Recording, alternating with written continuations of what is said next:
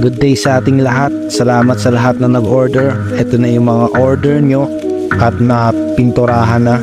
So babalutin na lang natin to, 100% finish na siya. And ito nga pala yung mga frame, no? Detachable yung ating set. So napakaganda ng design na to. Ito nga pala yung iba pang order na ipapalis natin. So ito yung next batch. So ito muna yung gagawin natin para i-pack at maipadala na at nang ma-receive na ng mga nag-order. So bound to Mindanao yung iba dito. Tapos ito naman yung burner. And yung nakikita nyo sa taas, yan yung oil tank na 1 liter, no? Sobrang dami niya yan na may lalagay na used oil at sobrang tagal na yan pag ginamit nyo. So yun lang guys, no? Maraming salamat sa lahat ng mga nag-order at nagtiwala. Sa mga gusto mag-check out, pwede kayo mag-check out dyan sa TikTok shop, or pwede naman kayo mag-direct message sa amin sa mga gusto mag-pa-reserve, yung mga hindi makakaabot ng yellow basket, sa mga maubusan, direct message